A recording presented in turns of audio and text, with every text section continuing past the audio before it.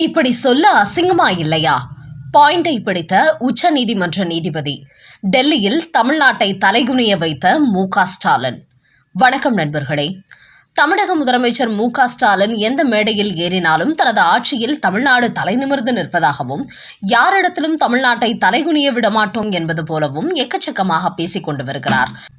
ஆனால் கடந்த 5 ஆண்டு ஆட்சியில் இவர் செய்து வைத்துள்ள சம்பவங்களை பார்த்தால் தமிழ்நாட்டுக்கு மிகப்பெரிய தலைகுனிவுதான் ஏற்பட்டிருக்கிறது. ஆனால் அது அனைத்தையும் மறைத்துவிட்டு நம்பர் 1 ஆட்சி, நம்பர் 1 முதலமைச்சர் என்று இவர் தற்பெருமை அடித்து வருகிறார். குறிப்பாக ஆக்கப்பூர்வமான எந்த ஒரு திட்டங்களையும் கொண்டு வராமல் ஏழை எளிய மகளிருக்கு 1000, 2000 கொடுத்து இவர் தமிழ்நாட்டை ஏமாற்றி கொண்டு வருகிறார். மு.க.ஸ்டாலினின் இந்த ஏமாற்று அரசியல் தற்போது டெல்லி வரை எதிரொலித்துள்ளது. குறிப்பாக உச்சநீதிமன்றத்தில் மாநில கட்சிகளின் இலவச அறிவிப்புகள் குறித்து ஒரு வழக்கு விசாரணை நடைபெற்றுக் கொண்டு வருகிறது. அந்த மனுவில் பொதுமக்களின் ஓட்டுகளை வாங்க வேண்டும் என்பதற்காகவே பல கட்சிகளும் இலவச அறிவிப்புகளை வெளியிடுகிறார்கள். இதற்காக பல ஆயிரம் கோடிகளை இவர்கள் ரிசர்வ் வங்கியில் கடனாக பெறுகிறார்கள். இப்படியே போனால் இந்த செயல்பாடு நாட்டின் எதிர்கால பொருளாதாரத்தை பெரிய அளவில் பாதிக்கும். மக்களுக்கு 1000, 2000க்கு அரசாங்கத்தை எதிர்பார்த்து கையேந்தி நிற்கக்கூடிய நிலைக்கு தள்ளப்படுகிறார்கள். அதனால் இந்த இலவச அறிவிப்புகளுக்கு தடை விதிக்க வேண்டும் என்று அந்த மனுவில் தெரிவிக்கப்பட்டிருந்தது. இந்த நிலையில் தான் இந்த மனு குறித்த விசாரணை மார்ச் மாதத்தில் நடைபெறும் என்று நீதிபதி சூரியகாந்த் தெரிவித்திருந்தார். அந்த வகையில் நேற்று இந்த மனு மீதான விசாரணை நடைபெற்றுள்ளது. அப்போது தமிழ்நாட்டில் சட்டமன்ற தேர்தல் நடைபெற இருக்கும் நிலையில் மாநில அரசு இன்னும் 3 மாதங்களுக்கு மகளிருக்கு மாதந்தோறும் 1000 ரூபாய் உரிமை தொகை கொடுக்க முடியாது என்பதனால் 2 மாதத்திற்கும் சேர்த்தே முன்கூட்டியே வங்கி கணக்கில் போட்டுள்ளார்கள் என்று ஒரு வாதம் செய்யப்பட்டது. அதை கேட்ட நீதிபதி சூரியகாந்த், பெண்களின் வங்கி கணக்கில் பணம் போட்டு அவர்களை தங்கள் பக்கம் இழுக்கவே இது நடப்பதாக தெரிகிறது.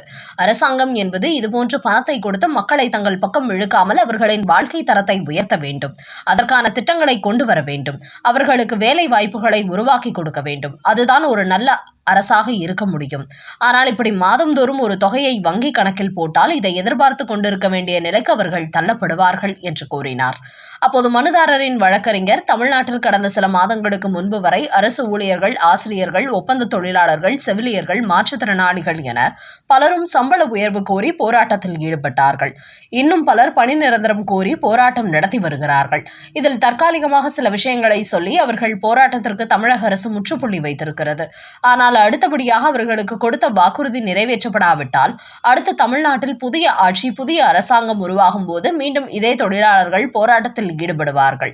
இப்படி அரசு ஊழியர்களுக்கு சம்பளத்தை சரியாக கொடுக்க முடியாத தமிழக அரசு இதுபோன்ற இலவசங்கள் கொடுப்பதற்காக மாதந்தோறும் பெரிய தொகையை கடனாக பெறுகிறது. அந்த வகையில் தற்போதைய நிலவரப்படி தமிழ்நாட்டின் கடன் என்பது 10,62,000 கோடியாக உயர்ந்து நிற்கிறது. இந்த தகவலை தமிழக நிதியமைச்சர் தங்கம் தென்னரசுவே தெரிவித்திருக்கிறார் என்று வழக்கறிஞர் ஒரு தகவல் கொடுத்தார். அதை கேட்ட நீதிபதி சூரியகாந்த், இப்படி அரசு கஜானாவில் 0 பேலன்ஸ் இருக்கும்போது மாதந்தோறும் மாநிலத்தின் பெயரில் கடன் வாங்கி கொடுப்பது எப்படிப்பட்ட ஆட்சி முறை? ஒரு மாநிலத்தின் பொருளாதாரம் பெரிய அளவில் இருக்கும்போது அதிலிருந்து குறிப்பிட்ட தொகையை ஏழை எளிய மக்களுக்கு கொடுப்பதில் எந்த பிரச்சனையும் இல்லை. ஆனால் அரசுக்கு எந்த வருவாயும் இல்லாத போது வங்கியில் கடன் வாங்கி இலவசம் கொடுப்பது என்பது மேலும் அந்த மாநிலத்தின் கடன் சுமையை அதிகரிக்கவே செய்யும். அதனால் மாநில அரசுகள் தங்களது பொருளாதாரத்தின் நிலைமையை கருத்தில் கொண்டுதான் இதுபோன்ற அறிவிப்புகளை வெளியிட வேண்டும். அதோடு இப்படி மாதந்தோறும் மாநிலத்தின் பெயரில் கடன் வாங்கிக் கொண்டிருந்தால் அதற்கான வட்டியும் சேர்த்துதான் அவர்கள் செலுத்த வேண்டும். இப்படி 10,62,000 கோடி கடன் இருந்தால் அதற்கான வட்டியை செலுத்துவதே மிகப்பெரிய பிரச்சனையாக இருக்கும்.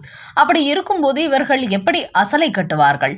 அதோடு இந்த நிலை தொடர்ந்தால் ஒவ்வொரு நாளும் கடன் சுமை அதிகரித்து ஒரு கட்டத்தில் வட்டி தொகையை கூட கொடுக்க முடியாத நிலைக்கு தள்ளப்படும்.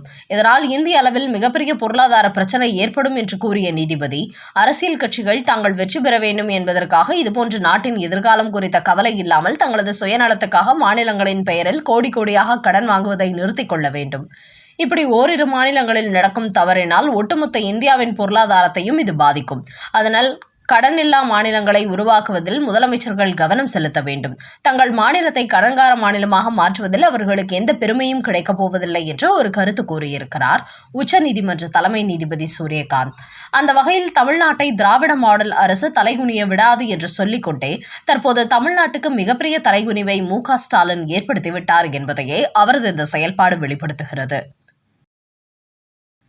அடுத்த செய்தி. ராகுல் காந்தி பனையூருக்கு வர வேண்டும். அடுத்த சிஎம் என்கிற நினைப்பில் கோட்டை விட்ட விஜய். நடிகர் விஜயை பொறுத்தவரை தன்னை எம்ஜிஆர் போன்று நினைத்துக் கொண்டு ஒரே தேர்தலில் வெற்றி பெற்று கோட்டையை பிடித்து விடலாம் என்று கனவு காண்கிறார். அது மட்டுமின்றி ஆட்சி அதிகாரத்தில் பங்கு என்று தான் சொல்லிவிட்டதால் அத்தனை கட்சிகளும் தன்னுடைய கூட்டணிக்கு ஓட்டமாக ஓடி வந்து டீல் போட்டு விடுவார்கள் என்றும் அவர் ஒரு பெரிய கணக்கு போட்டார். ஆனால் இப்போது விஜய் தமிழக அரசியல் களத்தில் தனி மரமாக நின்று கொண்டிருக்கிறார். ஆனால் விஜயின் இந்த நிலைமைக்கு அவரே முழு காரணம் என்று அரசியல் வட்டாரங்களில் கூறுகிறார்கள். காரணம், காங்கிரஸ் கட்சியை சேர்ந்த பிரவீன் சக்கரவர்த்தி, மாணிக்கம் தாக்கூர், கிரீஷ் சோடங்கர் என பலரும் விஜயுடன் கூட்டணி வைக்க வேண்டும் என்பதில் பெரிய அளவில் ஆர்வம் காட்டினார்கள். அதற்காக ஜனநாயகன் பட விவகாரத்தில் அவருக்கு ஆதரவாக குரல் கொடுத்தார்கள். ஆனால் விஜய் காங்கிரசுடன் கூட்டணி பேசுவதற்கு ஒரு டீமை கூட உருவாக்கவில்லையாம். அவர்களுக்கு கூட்டணி தேவை என்றால் தன்னுடைய பனையூர் அலுவலகத்திற்கு வரட்டும் என்று கூறி வந்துள்ளார். குறிப்பாக தமிழகம் வந்த ராகுல் காந்தி பனையூருக்கு வந்து தன்னை சந்திக்க வேண்டும் என்றும் விஜய் கூறி வந்தாராம். அந்த அளவுக்கு இன்னும் ஒரு தேர்தலை கூட சந்திக்காத விஜய் தேசிய கட்சியான காங்கிரஸ் கட்சியை தன்னை தேடி வர வேண்டும் என்ற நினைப்பில் இருந்ததால் தான் கடைசி நேரத்தில் காங்கிரஸ் கட்சியின் காதர் சட்டைகள் அவரை ஓரங்கட்டி விட்டதாக கூறப்படுகிறது. இதுகுறித்து காங்கிரஸ் கட்சி வட்டாரங்களில் கூறுகையில், திமுக கூட்டணியில் இருக்கும் வரை காங்கிரஸ் கட்சி வளரவே முடியாது என்பது எங்களுக்கு நன்றாக தெரியும்.